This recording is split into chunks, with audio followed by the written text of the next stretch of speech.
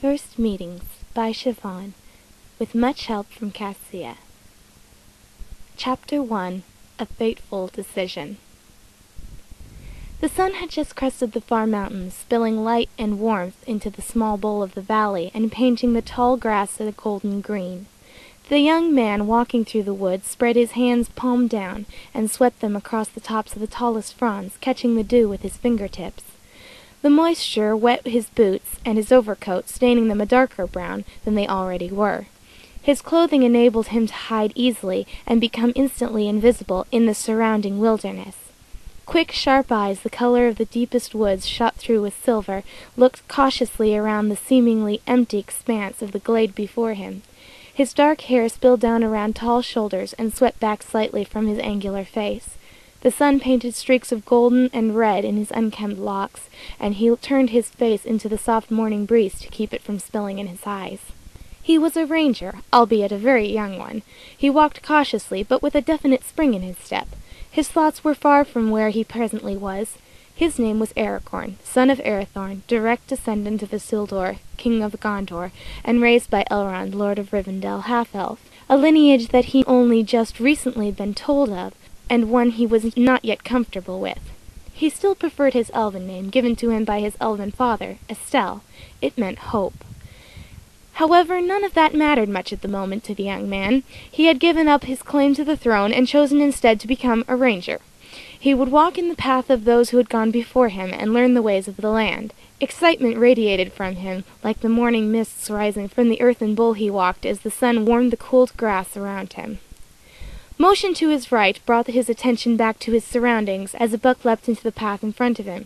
Catching sight of the man, it shied away and bolted for the safety of the trees to his right. He slowly straightened his stance and laughed at himself as he removed his hand from the hilt of his sword. Shaking his head, he chastised himself for being so easily caught off guard. He was a ranger now. He would need to learn not to be caught unaware like that. His path took him to the edge of the meadow, and as he crested the lip of the depression, he was given a slight glimpse of the land that lay before him. Mountains and forests as far as a man could see stretched beneath the canopy of the morning sky. From where he stood he could just barely see the forests of Mirkwood. Indecision caught him, and he slipped beneath the protective shielding of the forest trees that ringed the glade as he made up his mind. He had wanted to travel to Mirkwood, and perhaps visit the elves that lived there.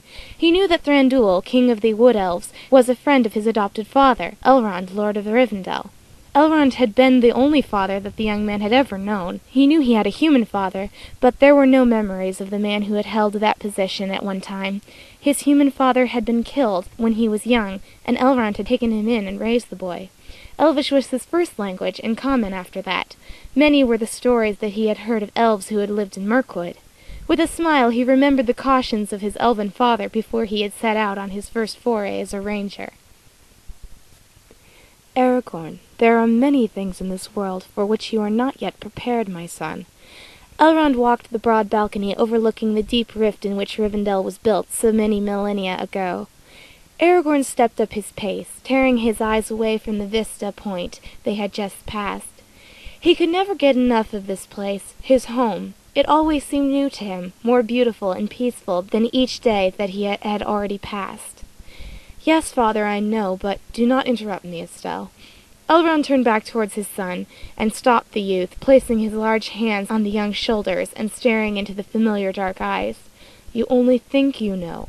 All the elves you have ever met in your young years have met you with kindness because I have taken you under my wing as my own. You are one of them, but they will not all view you that way. You must remember that some have had the displeasure of being subject to men who have no love for elves. You will meet men who will scorn you because of your lineage and because you were raised by elves. The world is not as kind as you have thus known. There are places that men have no business being. Do not think your link to my house or your heritage will save you. You must be wise, young one. I'm just going out for a short time. It's my first time out on my own. I won't get into any trouble, I promise, Aragorn said seriously, yet his eyes were still twinkling with the prospect of his first real adventure. Elrond smiled and shook his head. I know that look, my son. Mind yourself. I have every knowledge of just what you are capable of getting into. Aragorn rolled his eyes and looked out towards the heights of Rivendell. With a sigh he looked back at the man who had raised him. Father, don't send anyone out to trail me this time. I can do this on my own. How will I ever learn? More than just the usual youthful eagerness for independence, Aragorn was driven by an even deeper-seated desire, the desire to prove to himself. He did not forget the blood that flowed through his veins, blood that held a history of both high honor and deadly weakness. Some part of his heart was anxious to know which part would be his lot, and determined to do all he could to bear the virtues and not the faults of his long and distinguished lineage. Yes, well, I seem to remember the last time we had this conversation, and Moranwin had to save you from the mine shaft. Elrond hid his smile by turning and continuing to walk along the pathway. Behind him his adopted son groaned. "That does not count. It wasn't my fault. I was trying to lose Mora, and he distracted me." With a laugh, Elrond turned. "You consider calling out a warning a distraction?" Aragorn began to laugh as well as he closed the distance between himself and the elder elf. "Please, just promise me you'll let me do this on my own. I'll return to you in a fortnight. Will that do?" Elrond stared long and hard at the brightly twinkling dark eyes that were fastened so hopefully upon him, but could not contain the smile that spread across his face. "So young and yet so old. Go then, my son. Watch yourself, and if you should decide to visit our relatives in Mirkwood, go to the south of the wastelands, and travel around them, not through them. There are rumors of wars there between the dwarves and the orcs, and it is not safe." "Yes, father, I will be safe. I will come back." With a quick hug, the young man was running back up the walkway, already planning his path into the wilds.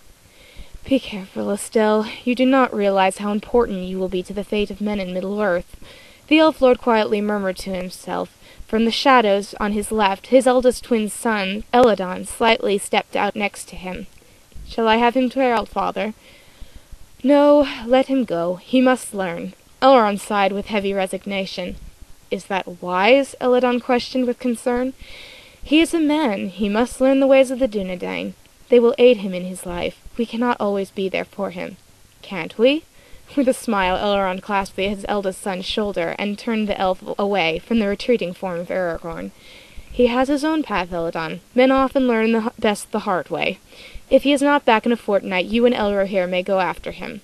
"I will never understand them, father." Elladan focused his attention ahead of them, though in his heart he feared for his mortal brother. "You will. Some day you will."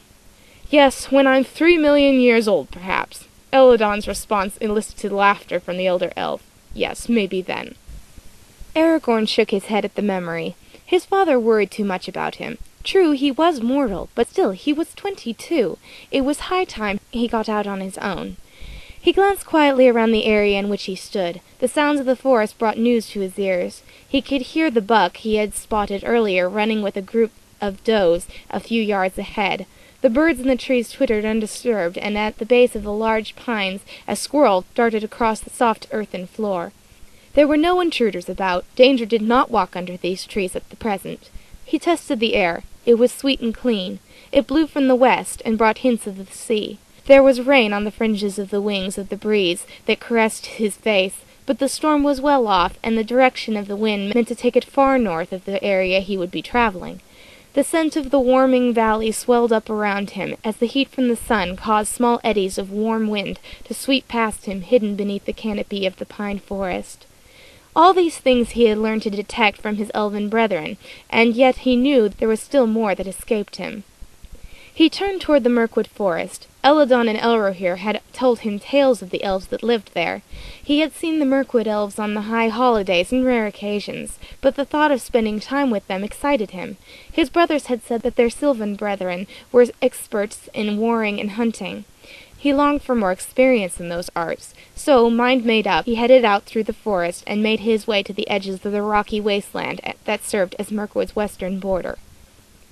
For an hour the young ranger stood silently on the wooded bridge, keeping watch. His sharp eyes scanned the horizon and the rocky buttes and plateaus for any sign of danger or life. His father's words floated back to him. Take the southern route, around the wasteland. But he had promised to be back in a fortnight. If he crossed the wastelands during the day, he should be safe, and if he left within the hour, he would be nearly across by the nightfall. Going southern would cost him time, days that he could not spare, and he would have precious little left to spend with the elves once he reached their territory as it was.